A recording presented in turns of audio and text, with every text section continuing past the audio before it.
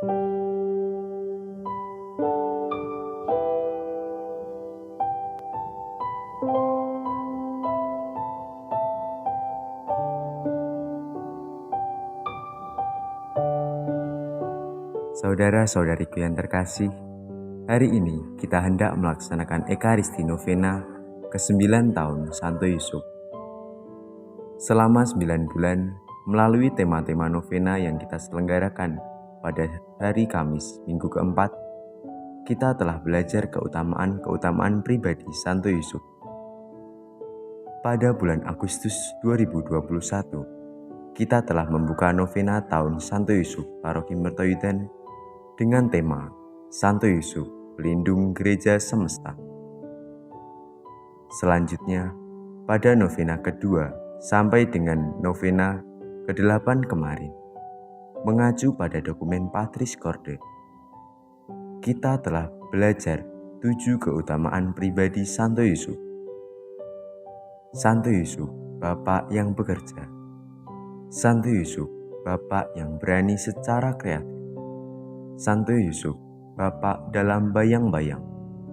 Santo Yusuf, Bapak yang taat. Santo Yusuf, Bapak yang dikasihi.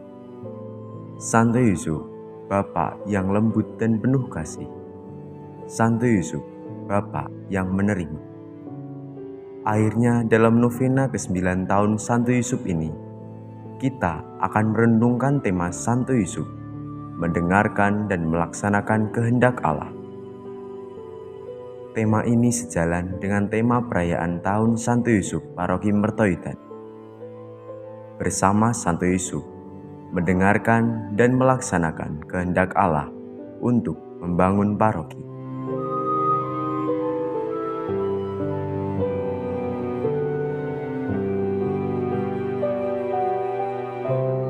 Maria dan Yusuf bersatu dalam pertunangan suci.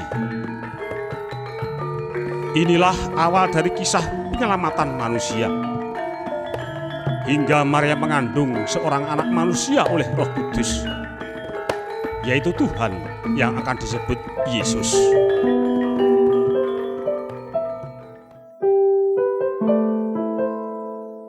Kehamilan Maria telah membuat Yusuf risau dan berada dalam situasi dilema. Di satu sisi, Yusuf adalah seorang pria yang jujur dan tulus hati. Namun, di sisi lain, Yusuf pun tidak mau mencemarkan nama Maria di muka umum. Maka, kitab suci menyebutkan bahwa ia berencana menceraikan Maria dengan diam-diam. Izinkan aku pergi darimu, Maria, untuk menebus segala dosa ini. Yusuf!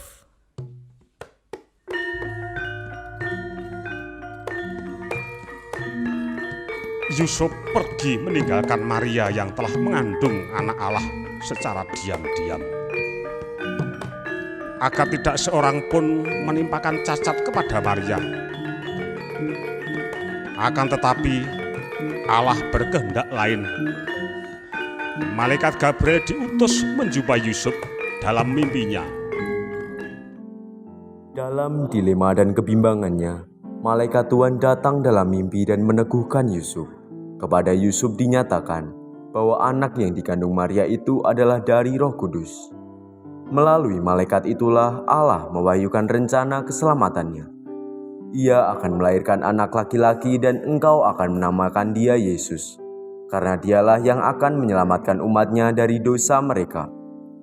Melalui mimpi itu pula lah Allah meneguhkan Yusuf ambil bagian dalam rencana keselamatannya bagi manusia, dan Yusuf menerima panggilannya melayani Yesus melalui peran kebapaannya.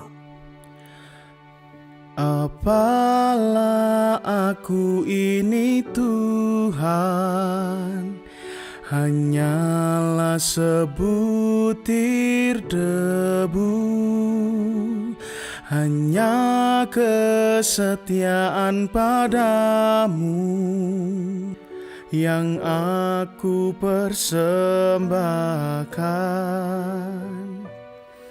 jika itu yang kau inginkan, terimalah sujudku.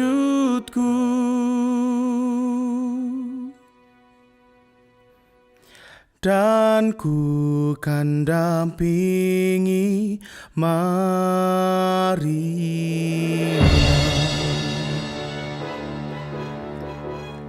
Yusuf pun bangun dari tidurnya dan berbuat seperti yang Allah kehendaki. Yusuf yang awalnya merasa risau, bimbang, dan ragu-ragu, sehingga bermaksud menceraikan Maria secara diam-diam, akhirnya melalui mimpi yang diterimanya, ia pun bangun dan melaksanakan kehendak Allah. Artinya semua ragu berubah menjadi sikap penyerahan kepada Allah. Santo Yusuf terbuka akan rencana keselamatan Allah bagi seluruh umat manusia. Yusuf tidak menghindar dan tidak memaksakan kehendak manusiawinya, melainkan percaya sepenuhnya pada Allah yang menyelenggarakan. Yusuf melaksanakan kehendak Allah dengan segala kerendahan hati, kesungguhan, dan pengorbanan dalam kesunyiannya yang tidak membanggakan diri dan menonjolkan diri. Kendati demikian, karyanya berdampak secara efektif dalam kehidupan orang lain. Santo Yusuf tahu persis bagaimana harus membuat sebuah komitmen dalam mempertanggungjawabkannya. Ia pun terlibat sepenuhnya dalam suka duka Maria dan Yesus. Semua itu ia jalani dengan setia. Susah senang, kuat lemah, tertawa menangis adalah bagian dari kehidupan yang harus kita jalani. Dari Santo Yusuf kita belajar untuk menaruh komitmen pada setiap peristiwa dan tanggung jawab kehidupan. Bagi orang yang memiliki komitmen, tanggung jawab kehidupan itu memiliki arti karena ia yakin bahwa jalan yang dilaluinya adalah jalan yang layak untuk diperjuangkan.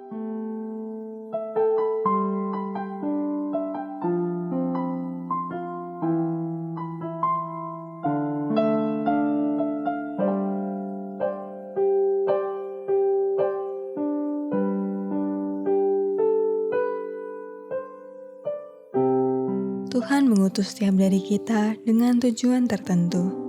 Meski kadang apa yang kita inginkan belum tentu sama dengan perutusan yang kita jalani saat ini, tetapi Tuhan mempunyai rencana atas diri kita sehingga Ia menempatkan kita di sini. Jika kita melihat ke belakang, ada peristiwa dalam kehidupan kita di mana Tuhan nampak mengarahkan kita pada perutusan saat ini. Barangkali ini adalah jawaban atas doa kita yang kita tidak sadari bahwa kita pernah memintanya. Jika perutusan kita sekarang berbeda dengan kemauan kita, sudahkah kita menerima sebagai bagian dari melaksanakan kehendak Allah atas hidup kita? Atau sampai sekarang kita masih berkupang pada penolakan diri terhadap rencana Allah bagi kita?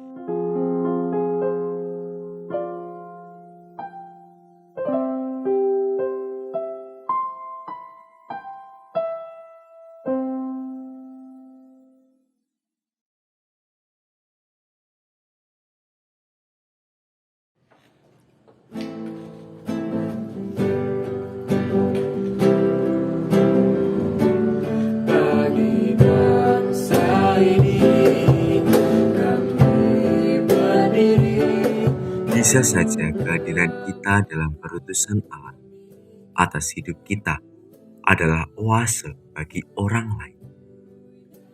Seorang anak yang dirindukan oleh orang tuanya. Seorang suami istri yang begitu tulus mencintai pasangannya, yang selama ini merasa belum pernah dicintai sebesar ini. Seorang pekerja yang bekerja dengan tulus dan giat, sehingga menginspirasi pekerja yang lain. Seorang pelajar atau mahasiswa yang berprestasi di tempatnya. Orang-orang yang dengan talentanya masing-masing mampu mengubah situasi karena ketaatannya pada kehendak Allah, meski rencananya berbeda dengan perutusannya yang sekarang. Apapun perutusan kita, mari kita melaksanakan kehendak Allah secara nyata. Membuat rencana aksi pribadi kepada mereka. Mewujudkannya kepedulian dan bela rasa kepada sesama. Dan merengkuh sesama yang tertatih. Santo Yusuf setia mendengarkan dan melaksanakan kehendak Allah. Santo Yusuf memiliki keterbukaan akan rencana Allah.